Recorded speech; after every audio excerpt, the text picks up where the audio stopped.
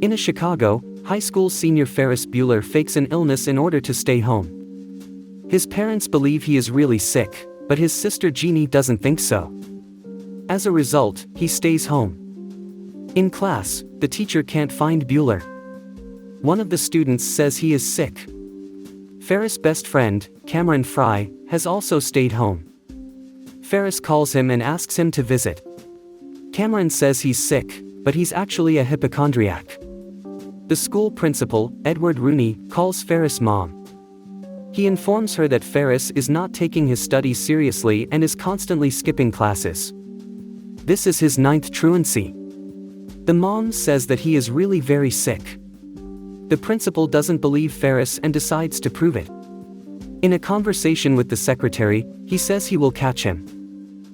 Ferris gets a call from his father telling him to take a hot bath and go to bed. Ferris manages to convince his best friend to come to him. At the same time, Bueller's girlfriend Sloane Peterson is sitting in class. She is told that her father called and said that her grandmother died. She's upset.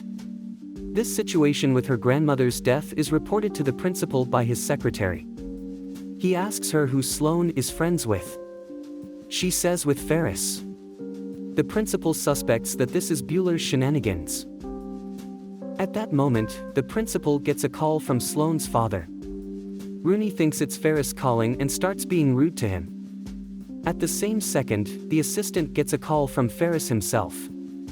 At that moment, the director realizes that he was mistaken in his statements and it is not Bueller. It turns out that it's Cameron calling him. The principal can't recognize his voice and thinks it's Father Sloane. Cameron starts raising his voice at him and convinces him to let Sloane go. He tells them to wait for him outside the school.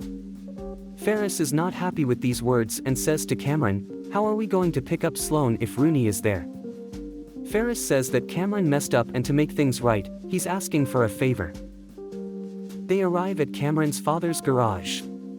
Ferris borrows an expensive 1961 Ferrari 250 GT Spider California SWB.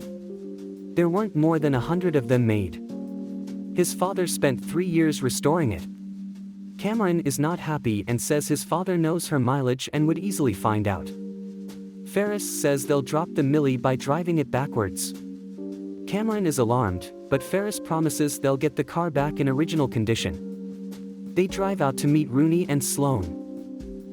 At school, Rooney tells Sloane that he understands her, as he too has lost his grandmothers at some point. Sloane thanks Rooney for sympathizing with her grandmother's death. They see Ferris wearing a hat and glasses in a red Ferrari, Cameron hiding in the car at this time. When Sloane approaches, Ferris and Sloane kiss on the lips. Rooney marvels at their family manners. They head to downtown Chicago. The director tells the secretary that he will catch them. When they arrive downtown, they decide to leave the car in the parking lot. Cameron is worried that it might get scratched or broken. Ferris says that he gave the parking attendant money to keep an eye on it. The valet says they can count on him. At the same moment, he and a companion leave to go for a drive around town. Mom goes in to check on Ferris and finds him asleep. A mannequin movement and audio snoring mechanism has been installed to the door. Mom leaves happy after realizing Ferris is fine. They go up to the tallest building, the Willis Tower. Then they go to the Chicago Mercantile Exchange and Bueller asks Sloane if she plans to get married. She says she doesn't. Afterward, they go to a restaurant. There Ferris finds a record of people making reservations for 3. He tells the host that he is Abe Froman. The host doubts that Ferris is the Sausage King and says he's about to call the police. Ferris picks up the phone and says he's about to call the police himself. At the same moment, the second line rings. The host goes into another room to take the call. It turns out that it was Ferris who called the restaurant and immediately hands the phone to Sloane. She asks to speak to the Sausage King. Host asks for a description of his appearance. She says leather jacket and white t-shirt with a vest. The host apologizes to them and lets them in. They have a drink. In the restroom, it turns out that Ferris' father is also in this restaurant. Outside, Ferris puts on his glasses and cap so his father won't notice them, and they jump into the first cab. The principal leaves to find Ferris. He goes to the first restaurant he sees looking for Bueller. He spots him and tells him the game is over. In response, a girl turns around and spits in his face. Upset, he walks past the pizza place and sees a baseball game on the TV. It shows them, but he doesn't notice. They're at Wrigley Field Stadium and very glad they're not in class right now. Rooney pulls up to Bueller's house. He rings the doorbell, but Ferris's answering machine answers and tells him he's weak and can't open. Rooney realizes it's the answering machine. He tries to sneak into the Bueller house to prove Ferris's truancy, while falling into several traps, including encountering an angry dog. At the same time, there are parking lot attendants riding around the city. Next, the trio goes to the Art Institute of Chicago. They pose there and look at paintings. Afterward, during a cab ride, they accidentally exchange a glance with Ferris's father. He notices him, but then realizes he's imagining things. Sloane pretends that nothing happened. During the Von Steuben Day Parade, Ferris spontaneously performs Wayne Newton's Danke Schoen and then sings the Beatles' Twist and Shout, which gets the crowd excited. Cameron tells Sloane that Ferris always gets lucky and he doesn't.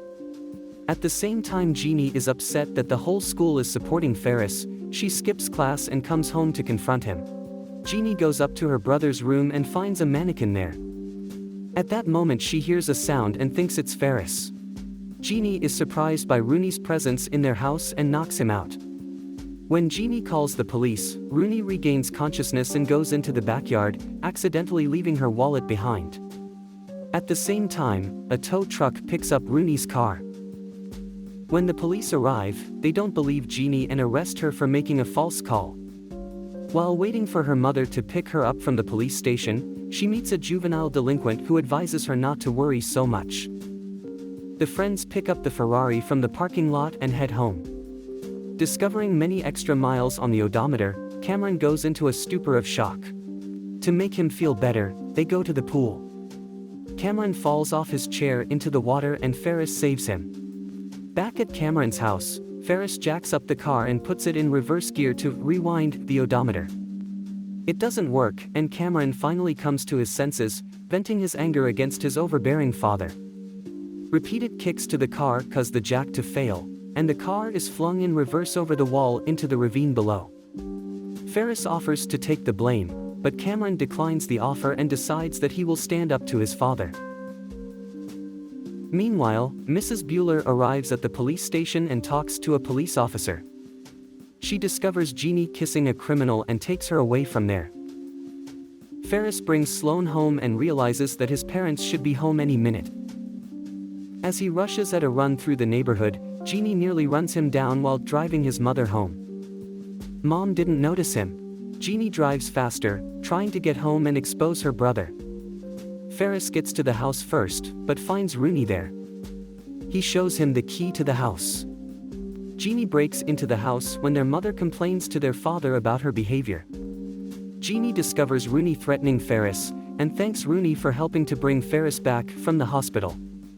She shows Rooney's wallet as proof that he has broken into the house, and Rooney gives up. As Rooney runs from Ferris' dog, Ferris rushes to his bedroom to greet his parents when they come to check on him. Seeing that Ferris is sweaty and red, they suggest that they think he should think about staying home more tomorrow.